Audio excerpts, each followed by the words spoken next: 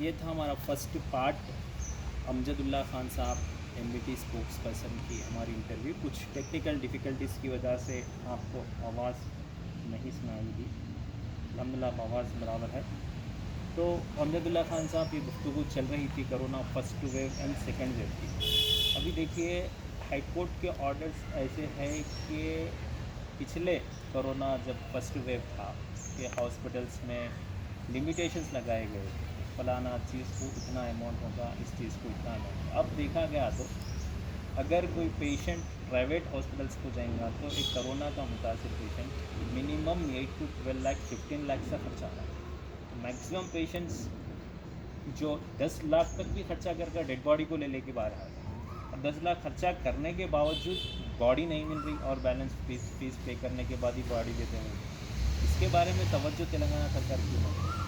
नहीं, इसमें क्या है, देखिए आप, सबसे मेजर चीज़ ये है कि जितने भी हॉस्पिटल्स है आज की तारीख में, जो हॉस्पिटल्स रन बाय पॉलिटिशियंस, पहली चीज़ आप गौर करिए, या तो हॉस्पिटल का कोई मालिक मंत्री है, कोई एमएलए है, कोई एमपी है। जैसा आप असरा हॉस्पिटल है, ये मैम वाले चला रहे हैं, और आपका यशोदा हॉस्पिटल ग्रुप है, वो भी एक राव फैमिली है, केसीआर साहब के करीबी लोग हैं। अपोलो हॉस्पिटल है, वो कोई एक कांग्रेस के लीडर का है। तो लास्ट टाइम हाई कोर्ट जो है बहुत ही स्ट्रिक्ट ऑर्डर दिया, उसका जियो इम्प्लीमेंट हुआ, लेकिन आज की तारीख तक भी उसको इम्प्लीमेंट नहीं किया गया। 3 दिन पहले फिर हाई कोर्ट जो है सरजनिश करते हुए ये बोला कि नया जियो निकालिए और नया 3-4 आईएएस आईपीएस ऑफिसर्स को रख के इसको मॉनिटर करिए। जो हॉस्पिटल्स, जो डायग्नोस्टिक सेंटर्स जो पब्लिक की मार रही, उनके ऊपर क्रिमिनल केसेस बुक करिए। हमारे पुराने शहर की एक कहावत है कि बीमार की बिस्तर पे मारो, वो आप देख सकते कि यहाँ पर जो है एक्चुअल फैक्ट में हो रहा है यहाँ पर। अब आप बताइए कि ये जो सेकेंड वेव में एक चीज़ ये हो रही कि अगर आप इंस्टेंट टेस्ट कराए कोरोना का तो उसके अंदर नेगेटिव आ रही रिपोर्ट, अगर आप आरटीपीसीआर कराए उसमें भी नेगेटिव आ रही, लेकिन आदमी को बुखार, खांसी, टेस्टलेसनेस ये कम नहीं हो रहा, दम चढ़ना कम नहीं हो रहा। तो डॉक्टर्स बोल रहे हैं कि तुम ब्लड टेस्ट कराओ, डी डाइमर टेस्ट कराओ। अब ब्लड टेस्ट करवाने के लिए और डी डाइमर के लिए 6,000 रुपये से कम कोई भी लैब में नहीं हो रहा।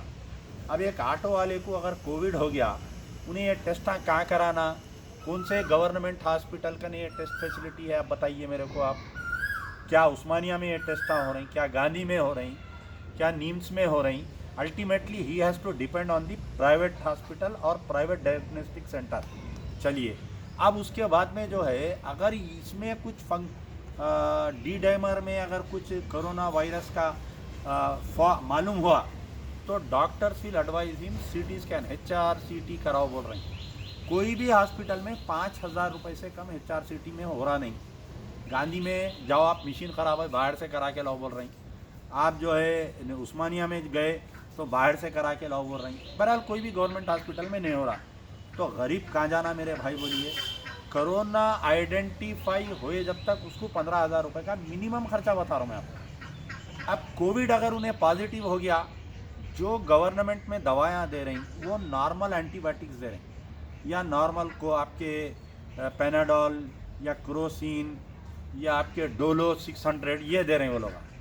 अब अगर किसी को ज़्यादा इन्फेक्शन है तो उसको दवा लेना बोले तो मिनिमम 15,000 रुपये की 5 दिन की दवा होगी। मिनिमम 5 दिन की 15,000 रुपये की दवा हो रही है, क्योंकि कई कोविड पेशेंट्स को जो है, मैं खुद कई कोविड पेशेंट्स को हम दवा दिला रही जो डॉक्टर्स लिख रही, तो उसमें हमको ये मालूम हो रहा कि मिनिमम जो है 15,000 रुपये की एक पेशेंट को 15 से 20,000।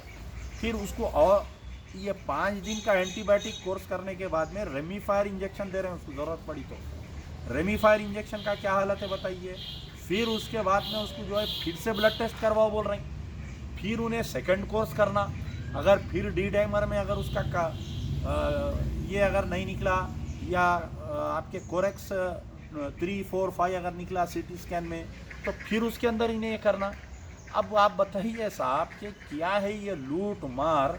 अपोलो हॉस्पिटल में कहीं भी पेशेंट जान दो 20 से 25 लाख से कम नहीं हो रहा।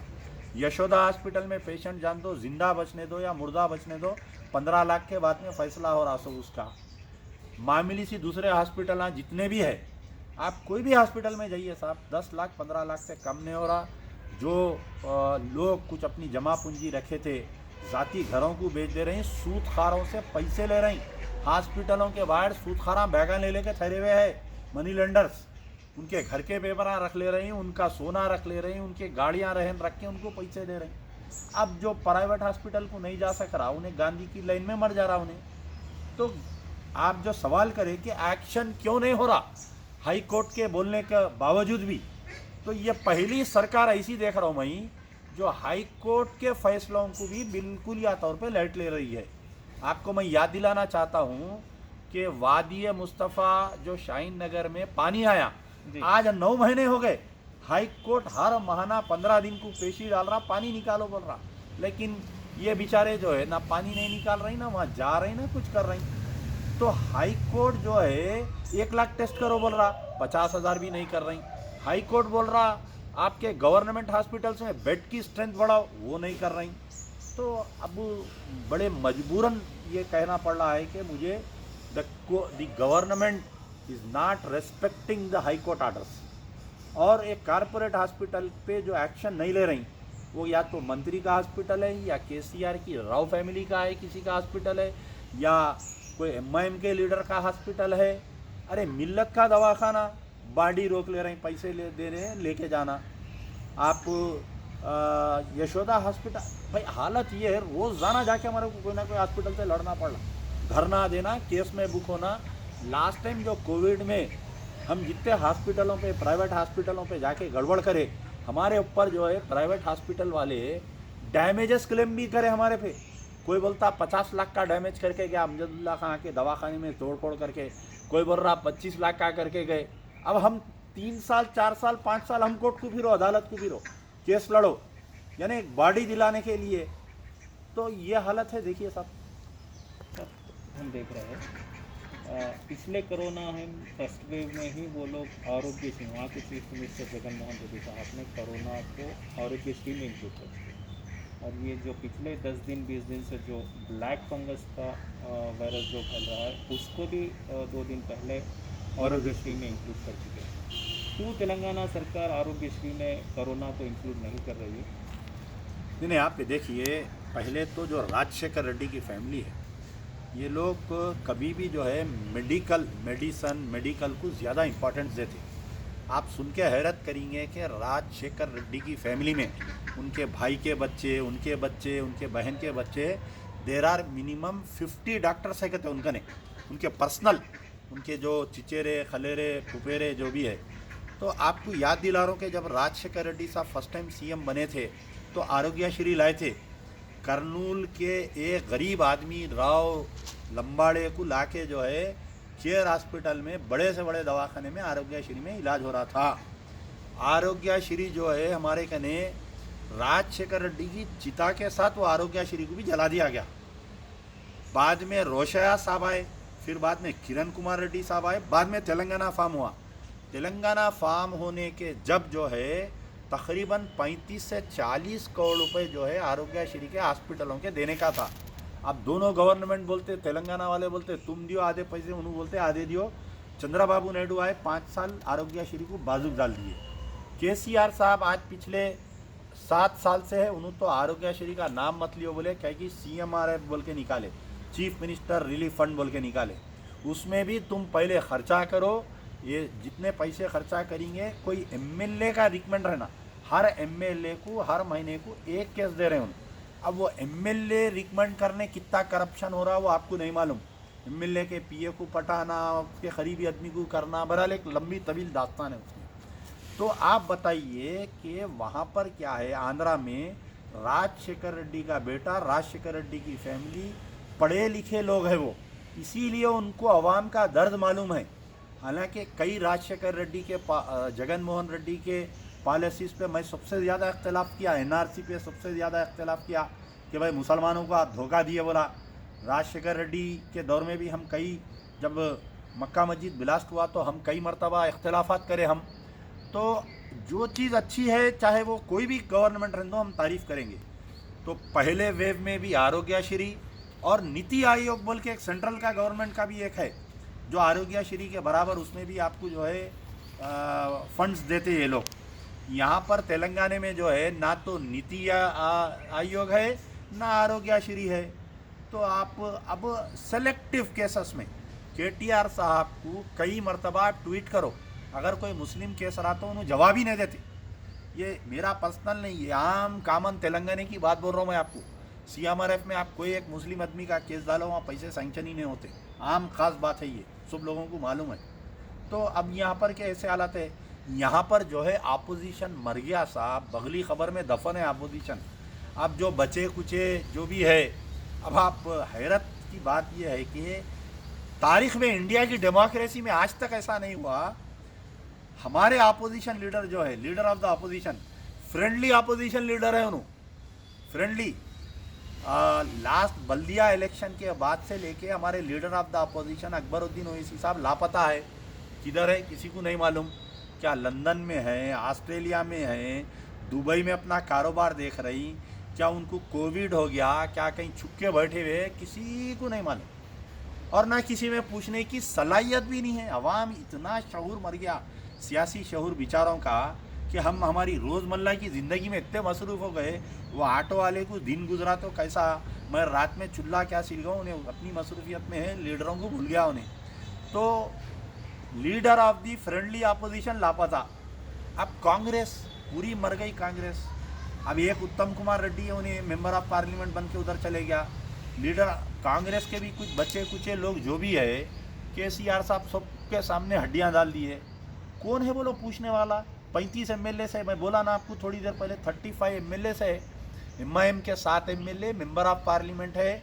मामूली सी कहीं एक झंडा हटा तो जाके तेलुगु देशम के पीरियड में धरना देते, पानी नहीं आया तो गड़बड़ करते। लाशों की लैन निकल रही तो कोई MLA निकल के गड़बड़ नहीं कर रहा, कोई कारपोरेटर नहीं, कोई MP साहब तो खाली ट्वीट पे आशिकी कर रही। हैदराबाद के member of parliament Asaduddin Owaisi Osmania hospital की डेवलपमेंट कमेटी के मेंबर है। उन्होंने, हर हॉस्पिटल की डेवलपमेंट कमेटी होती है, तो मिनिस्टर जो है उसका चेयरमैन होता, प्रिंसिपल सेक्रेटरी हेल्थ उसका वाइस चेयरमैन रहता, पूरे MLAs उसके मेंबर रहते और मेंबर ऑफ पार्लियामेंट उसका मेंबर रहते। पिछले 5 साल में उस्मानिया जनरल हॉस्पिटल की मीटिंग नहीं हुई। जो कुछ पैसे बाहर से आए थे मिनिस्ट्री फॉर हेल्थ से, दिल्ली से या यहाँ से कुछ बजट सैंक्शन हुआ, due to lack of meeting sanction नहीं कर सके, ऑर्डर पास नहीं करे, 5 करोड़ रुपए वापस चले गए। तो ये हालत हमारे सियासतदानों की है। हमारे लीडर ये बोल रही कि कौम का पूरा मसला हल हो गया तो कौम लीडर को भूल जाती। इन्हें परेशान रहना, हमारे कने आते रहना, ये मकसद है ऐसा। साहब, हेल्थ सेक्टर तो इस तरह रह गया तेलंगाना में। अभी 10 दिन से जो लॉकडाउन हो चुका है, सुबह 6 बजे से 10 बजे तक जो छूट दी गई है, इस वक्त में बहुत सारे लोग रोड पर आ रहे हैं। सोशल डिस्टेंस का कोई इसको फॉलो ही नहीं कर रहे, और मास्क बगैर मास्क के भी लोग निकल रहे हैं। ये एक तरह 10 बजे के बाद में जो लोग ज़रूरी या गैर ज़रूरी लोग आ रहे हैं, ट्रैफिक पुलिस हो या सिविल पुलिस हो, हर चेक पोस्ट तक है, चाहे वो जोमेटो वाले हो, पिछले अपने गाड़ी के पेंडिंग के चालान जो हो, इस तरह से प्रेशराइज कर रहे हैं पब्लिक को कि वो चालान बने या गाड़ी को सीज करे, प्रेशर करे। तो गरीब आवाम अभी बिना काम से परेशान है, और आने वाले 10 दिन भी काम नहीं रहेगा उनको। कुछ लोग हैं गाड़ी पे ज़िंदगी करते, कार पे ज़िंदगी करते, छोटा हाथी गाड़ी जैसी ज़िंदगी, वो बाइक्स वो गाड़ी भी जब गवर्नमेंट सीज कर देंगी तो क्या होगा उस गरीब का। देखिए साहब, ये जो हमारे ट्रैफिक हैदराबाद पुलिस का या तेलंगाना पुलिस का जो चालानात का जुल्म चल रहा, आज तेलंगाना में कोई आवाज़ नहीं उठा रही इसके ऊपर। मैं वाहिद आदमी हूँ जो पब्लिक की नर्व को फील करके बोल रहा हूँ। फर्स्ट जो लॉकडाउन का ऐलान हुआ, उसमें जो है जितने गाड़ियों को सीज करे थे, वो गाड़ियाँ आज की तारीख तक भी कई लोगों को नहीं मिले हैं। और एक चीज़ सुनिए, ये बात किसी को नहीं मालूम, हमारे लीडर इतने जाहिल हो गए बेचारे, और इतने बेहिस हो गए, कौम भी बेहिस हो गई, लीडर भी बेहिस हो गए। तो जितने लोगों को पहले क्या होता था, अगर आपको कोई पुलिस वाले चालान करते तो पुलिस वाले जो है स्पॉट पे चालान करके 100-200 रुपये लेके छोड़ देते थे। अब जो मौजूदा हमारी पुलिस कर रही, चाहे वो कमिश्नर साहब बोलिए, हमारे महफिलों में आते, कुरान की आयतें पढ़ते, सेलेक्टेड टारगेट हो रहा मुस्लिम कम्युनिटी के एरियाज़ को। अगर आप देखिए 2 लोग जा रहे हैं मोटरसाइकिल पे, एक आदमी की शबात अगर मुसलमान दिख रही तो जैसा चील मुर्गी के बच्चों की आंख पे पड़ती वैसा 10-10 पुलिस वाले उसकी आंख पे पड़ जा रहे। अब उसको रोक के क्या कर रही कि पहले तो ये गाड़ी का नंबर मारते बोल रहे हैं पुराने तुम्हारा 4000 चालान है बनो, फिर दूसरा बोल रहे हैं हेलमेट नहीं है 1000 रुपये, मास्क नहीं है 1000 रुपये, पिलियन राइडर बुरखे में पीछे औरत बैठी गया हॉस्पिटल को जा रहा साहब उन्हें। एक जो है मेरे महल्ले के चंचलगुड़े के वाइफ एंड हस्बैंड, उनके 2 बच्चे जो है अपाहिज है, हैंडीकैप, वो सामने नलगुंडे पे जो गुंगों का स्कूल है वहाँ पर वो लोग जो है बच्चों को डेली लेके जाके एक्सरसाइज करा के लाते। तो सुबह 6 बजे जाके उन्होंने वापस आ रही, वो नलगुंडा बस स्टॉप की गली में छुप के एसआई साहब पकड़ लिए, पकड़ के ये बोले कि तुम्हारी गाड़ी पे 4000 रुपये चालान है। अच्छा, फिर उसके बाद में ये बोले कि तुम्हारे कने हेलमेट नहीं है, तुम्हारे कने मास्क नहीं है, उनकी बीवी के पीछे हेलमेट नहीं है, मासूम बच्चा गोद में, उसको ट्रिपल राइडिंग बोल के डाल दिए, 7000 रुपये की रसीद दे दिए, गाड़ी खींच लिए, उसका फ़ोन खींच लिए, उसका आधार कार्ड खींच के मियाँ बीवी को पैदल चला दिए। तो जुल्म की इंतहा जो बोल रहा हूँ ना मैं आपको, अगर कोई स्टेट में बीजेपी की गवर्नमेंट है, आप गुजरात में ट्रैफिक पुलिस का या पुलिस का ये जुल्म नहीं हो रहा होगा, या कर्नाटक में बीजेपी की गवर्नमेंट में ये नहीं हो रहा, हरियाणा की बीजेपी की गवर्नमेंट नहीं, कश्मीर के लॉकडाउन में इतना जुल्म नहीं हो रहा जो हैदराबाद के अतराफ के इलाकों में जो ट्रैफिक पुलिस का जो जुल्म हो रहा। आप बताओ कोई एक मर्द पॉलिटिशियन बताओ आप मेरे को, मर्द जिसको बोल रहा हूं मैं आपको, जो ये ट्रैफिक पुलिस के जुल्म के खिलाफ में आवाज उठा रहा हूं, ये कोई फील नहीं कर रही गरीब के दर्द को। अच्छा, अब जितों को भी ये जो लॉकडाउन में बाहर निकल रहे हैं, दवा लाने निकल रहा उन्हें जो है कोई ज़रूरियात पे निकल रहा, भाई उसके घर में ऐसी है हालत है, एक का बाप मरते पड़ा हुआ है ऑक्सीजन सिलेंडर को उन्हें फिर रहा, उसको रोक के ट्रैफिक वाले चालान कर दे रही, एक की माँ बीमार है उन्हें फिर रहा ऑक्सीजन सिलेंडर के वास्ते, उसको चालान कर दे रही, जवान बच्चे, ये जो कोविड सेकेंड वेव में जो है जवान बच्चों को इफेक्ट हो रहा, 20 साल से लेकर 40 साल तक, ज़ईफ बाप फिर रहा, उसको चालान कर दे रही। अरे जुल्म की इंतहा।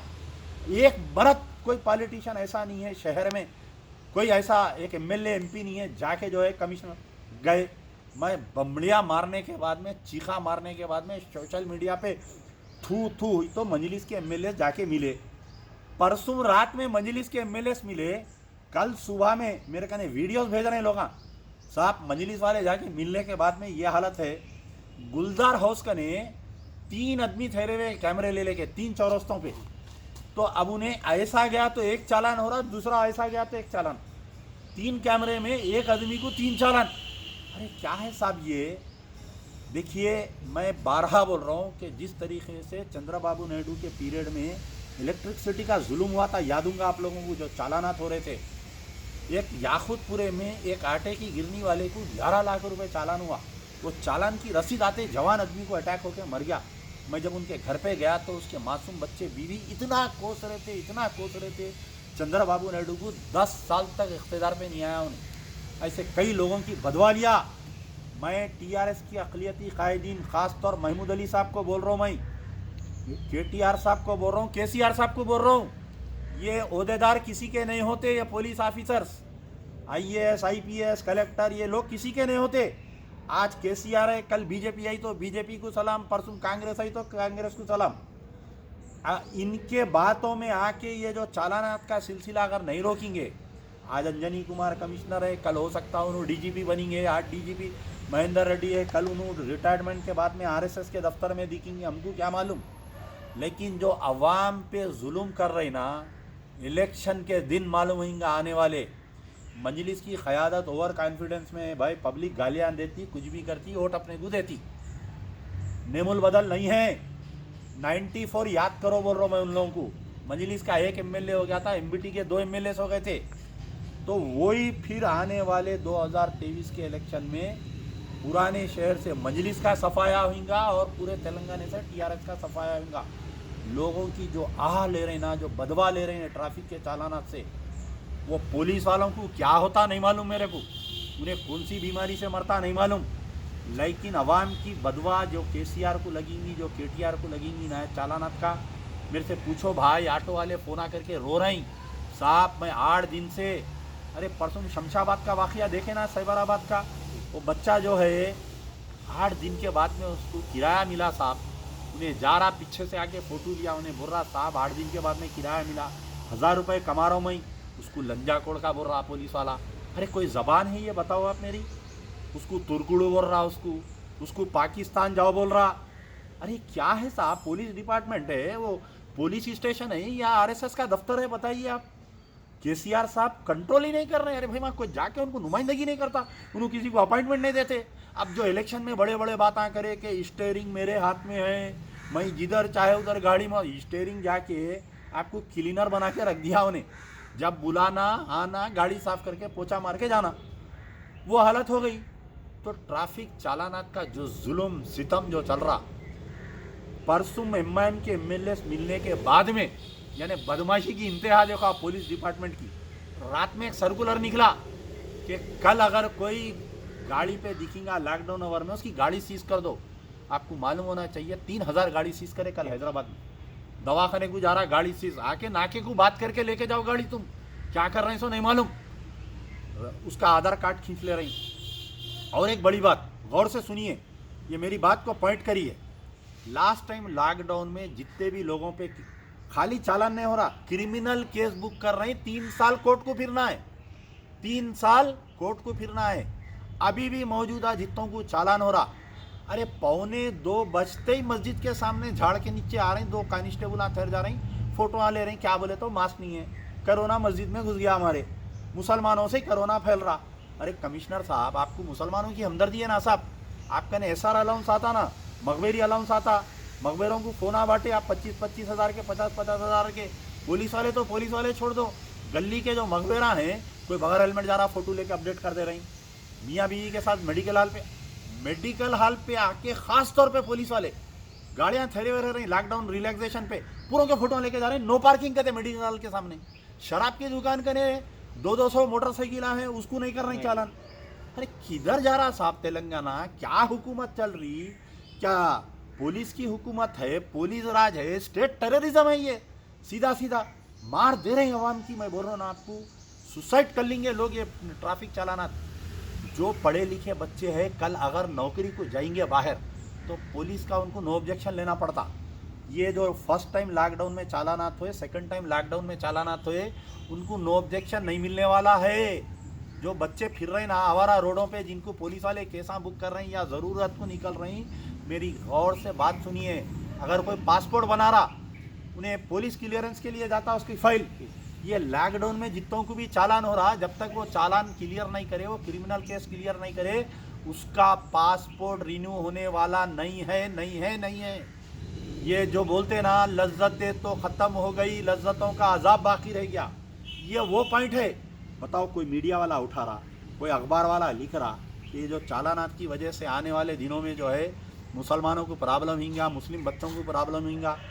कहीं भी नहीं। आप जाओ दिलसू नगर के कॉलोनियों में, कोई एक पुलिस वाला नहीं। सलीम नगर कॉलोनी में जाओ आप, जो आगे कुत्तापेट की मार्केट है, कोई एक नहीं। सिकंदराबाद जाओ, एक नहीं। रानीगंज जाओ, एक नहीं। टैंक बंड पे जाओ, एक नहीं। जैसा ही आप चदरघाट पार करेंगे, सुल्तान बाजार शुरू देखो आप, फोटो फोटो फोटो फोटो, ख़त्म, एक ही बात है। चदरघाट पे जाओ फोटुआ, नलगुंडा बस स्टॉप पे जाओ फोटुआ, मलकपेट में जाओ फोटुआ, सैदाबाद चौरस्ते पे जाओ फोटुआ, चंचलगुड़ा ग्रीनलैंड होटल कने जाओ फोटुआ, डबिलपुरे कने जाओ फोटुआ, आपकी आजमपुरे पे जाओ फोटो, चदरघाट जाओ फोटो, पुराना पुल जाओ फोटो। पुराने शहर की कोई ऐसी गली बताओ जहाँ पर पुलिस वाले फ़ोटो नहीं ले रहे।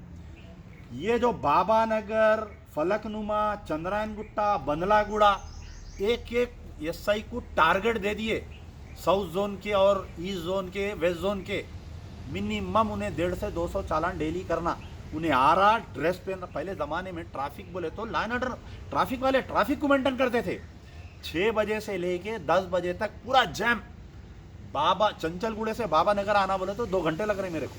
चंचलगुड़े से हमारे एक बच्चे कोई दवाखाने में एडमिट था, उसको मैं देखना चाह रहा हूँ, उस्मानिया हॉस्पिटल जा रहा हूँ, डेविलपुरे से उतरे तो पूरा जाम डेविलपुरा, पुराना पुल पूरा जाम, मदीना बिल्डिंग जाम, फलकनुमा जाम, चदरघाट जाम, नलगुंडा बस स्टॉप जाम। खाली फोटो ले रहे हैं कोनों में ठहर के, खाली फोटो, दूसरा काम ही नहीं है ट्रैफिक वालों को। अरे निकलो यार, अवाम मर रही। कल के दिन याद करेंगे कमिश्नर ऑफ पुलिस, जैसा हमारे ज़माने में, हमारे बचपने में एक पवित्रन साहब बोल के कमिश्नर थे, आज तक याद करते, उनकी कहानियाँ सुनाते। एक ज़माने में एक ऐसा कमिश्नर आया था जो रौडियों को हथकड़ियाँ डाल के परेड कराया था। कत्ला बढ़ते जा रहे हैं, रेप बढ़ते जा रहा, चोरी बढ़ते जा रहा। एक वाकया मैं आपको सुनाता हूँ कि अक्सर जो है चाइना, इंडिया और चाइना का वार हुआ था, तो इंडिया और चाइना के वार के पीरियड में जो है अक्सर ऑल इंडिया रेडियो में एक खबर आती थी कि हिंदुस्तान की बहादुर सेना चीन की सेना से मुकाबला किया, 5000 मुरब्बा किलोमीटर पीछे हट गई, यानी 5000 किलोमीटर पीछे हट गए। फिर दूसरे दिन खबर आई कि हिंदुस्तान की बहादुर सेना चीन की सेना से मुकाबला किए, हम जो है 8000 मुरब्बा किलोमीटर पीछे हट गए। तीसरे दिन आया 12000 किलोमीटर हम हट गए। बहादुर सेना लड़ रही, हमारे लीडर ना बहादुर पूरे लड़ रहे, पुलिस वाले चालानों पे चालाना मारते जा रहे हैं। ये एक लॉकडाउन में एक एक आदमी को कम से कम 5-5 हज़ार रुपये का चालान है। ओल्ड सिटी के एवरी अल्टरनेट पर्सन को चालान है। पैदा हुआ सो बच्चे को नहीं है समझो चालान, उन्हें जर्रा पैरा चल के बाहर निकला उसको चालान, तो हर किसी को चालान। ये जो है टीआरएस राज नहीं है, ये चालान राज हो गया। यहाँ पर Hyderabad has been declared as a चालान राज। सब अमजदुल्ला खान साहब बहुत ही अच्छी तरह आप हुकूमत के नाकामियों को पेश आए। अमजद साहब, हमेशा सोशल मीडिया पे हम आपको देखते हैं, कई लोग आपको कॉल करते हैं, कोई लोग बेड के लिए कॉल करते हैं हॉस्पिटल में, कोई कब्रस्तान के लिए कॉल करते हैं। आप जब कभी भी मीडिया में आते हो, इंटरव्यूज़ में आते हो, हुकूमत को बिना किसी से डरे डायरेक्ट क्वेश्चन करते हैं, और अपोजिशन पार्टीज़ को भी करते हैं। और हर वक्त देखते हैं कि आप मीडिया में बहुत ही एक्टिव रहते हो, और हम भी आपसे मिलने के लिए तकरीबन 2 से 3 दिन लग गए। आप हॉस्पिटल्स में थे और दूसरों को डेड बॉडीज़ में दिलाने के लिए जाते। आप इतना मसरूफ़ रहते हो काम पर, सोते कितनी देर हो, और जब हुकूमत को डायरेक्ट बात करते, क्या आप डरते नहीं हो हुकूमत से? क्या आपका आगे का प्लान क्या है? एमबीटी की पार्टी को किस तरह आप आगे लेके जाना चाहते हो? फ्यूचर एम्बिशन क्या है? नहीं, आप देखिए कि आप मेरे को यह सवाल करने के बजाय जो है मेरे वालिद मोहतरम गाजी मिल्लत अलहाज मोहम्मद अमानुल्लाह खान को आप बेहतर जानते हैं, आप उनकी पूरी स्टडी है आपने। तो जो तरबियत दी गई हमको ख़ास तौर पे कि सबसे पहले अपने बड़ों की इज़्ज़त करो, दूसरी चीज़ है अपने मुखालिफिन को जो है किसी को कभी गाली नहीं देना। हमारी मुखालिफत जो भी रहती, हम जो है इशू बेस्ड मुखालिफत करते। आज देखिए आप, मैं होम मिनिस्टर महमूद अली साहब को कई मरतबा उनके कारनामों के ऊपर तनकीद करता हूँ, लेकिन कहीं भी उनकी हमारी मुलाकात होती, वो मेरे से उम्र में बड़े हैं, मैं इज़्ज़त करके उनसे मिलता हूँ।